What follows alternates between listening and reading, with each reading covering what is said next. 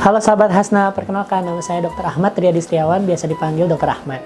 Hari ini kita akan sama-sama membahas mengenai kasus nutrisi pada PJB atau penyakit jantung bawaan. Sebelum kita mulai, jangan lupa subscribe ya. Penyakit jantung bawaan merupakan kelainan bawaan yang sering dijumpai pada anak-anak. Untuk negara berkembang sendiri, salah satunya adalah Indonesia, menunjukkan bahwa insidensi dari PJB itu berkisar antara 6-10 per 1000 kelahiran hidup, dengan rata-ratanya 8 per 1000 kelahiran hidup. Dari data tersebut, ternyata 49,1% anak PJB akan mengalami gangguan pertumbuhan. Penyakit jantung bawaan itu sendiri menjadi salah satu penyebab kematian terbanyak untuk anak-anak, di mana salah satu penyebab kematian tersebut adalah karena genetik, kedua karena usianya, ketiga karena kelainan jantungnya, dan keempat asupan nutrisinya itu sendiri, di mana yang paling sering terjadinya itu dikarenakan undernutrition atau kurangnya nutrisi. Apa sih faktor-faktor yang bisa menyebabkan malnutrisi pada PJB? Salah satunya adalah tergantung dari jenis kelainan jantungnya. Kelainan jantung bisa mempengaruhi pertumbuhan atau perkembangan mana yang akan terhambat pada anak tersebut. Selanjutnya adalah hipermetabolisme. Pada anak maupun bayi, kita ketahui bahwa metabolismenya cukup tinggi. Apalagi PJB yang sudah mengalami gangguan jantung kongestif. Lalu, yang paling sering untuk malnutrisi yang menyebabkan PJB itu adalah asupan nutrisi yang tidak cukup. Sering sekali orang tua menganggap bahwa kebutuhan semua anak itu hampir sama. Namun, pasien yang memiliki PJB itu sendiri memiliki asupan nutrisi yang cukup besar dan memerlukan banyak energi. Dan untuk bisa melakukan proses pencernaan dari energi tersebut, bayi tersebut memiliki upaya yang lebih berat, sehingga sangat menentukan nih makanannya seperti apa, apakah keras, apakah cair, ataukah makanan tersebut bisa lewat mulut atau tidak. Selanjutnya adalah malabsorpsi. Sering sekali kita temukan pasien-pasien PJB itu memiliki intoleransi makanan. Salah satu dicirikannya seperti buang air besar yang sering atau mencret.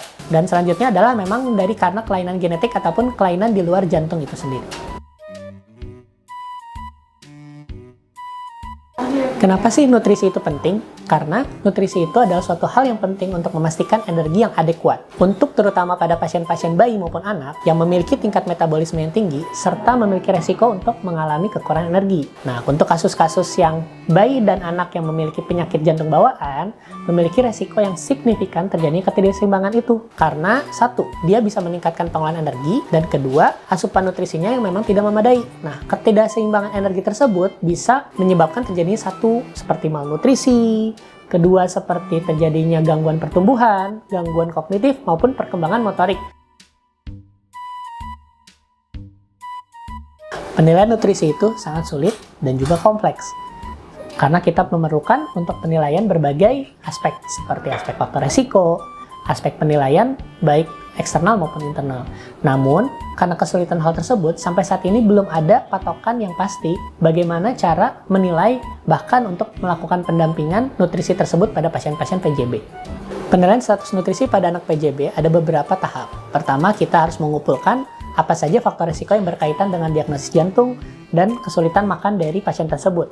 Yang kedua, kita bisa menilai skor risiko nutrisi pada anak dengan PJB tersebut. Yang ketiga, kita bisa menghitung scoring antropometri, atau yang biasa kita cari adalah seperti berat badan, panjang badan, tinggi badan, lingkar kepala, lingkar lengan, maupun ketebalan lipatan kulit. Dari situ baru kita menentukan kalori yang dibutuhkan dari setiap anak tersebut. Kita mulai ke materi intinya nih. Nah, bagaimana sih cara terapi nutrisi pada pasien-pasien PJB? Yang pertama, kita harus menentukan rute makanan yang kita berikan. Apakah lewat oral ataukah lewat infusan. Kedua adalah, apakah anak tersebut memerlukan suatu alat bantu seperti pipa gastrotomi ataupun nasogastrik.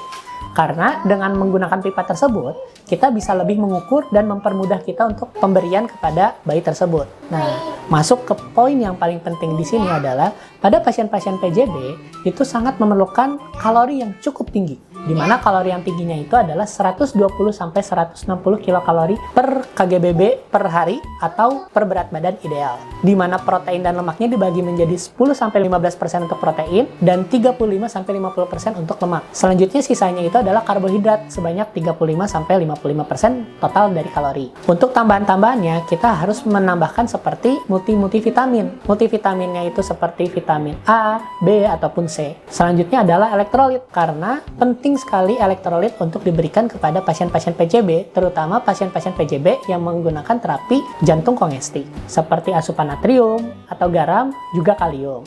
Dan yang terakhir itu adalah selain untuk asupannya dan tambahannya, kita juga memberikan pasien-pasien PJB itu adalah tinggi serat. Kenapa? Yang satu adalah untuk mempermudah penyerapannya dan kedua adalah untuk mempermudah pembuangannya. Setelah kita ketahui mengenai asupan nutrisi itu sendiri, ada hal-hal yang perlu digarisbawahi atau yang kita pantau, yaitu adalah pastikan bahwa nutrisi kalori serta vitaminnya itu memenuhi kebutuhan, dan pastikan juga untuk pemberian cairannya tidak terlalu berlebih, karena pada pasien-pasien PJB itu sendiri rentan terkena suatu kongesti dari jantung.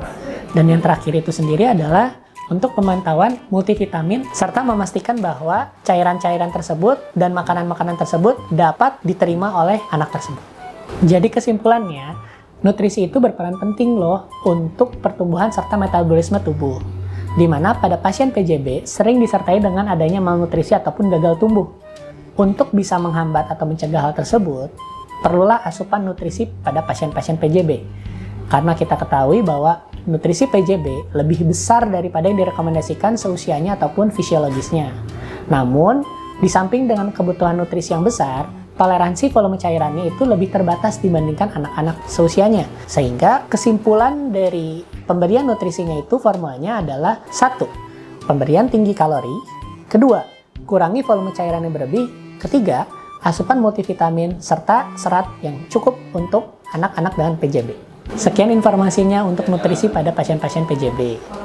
Nah, kalau bisa nih, video ini kita bagikan nih ke teman-teman yang membutuhkan. Terima kasih semuanya. Dadah!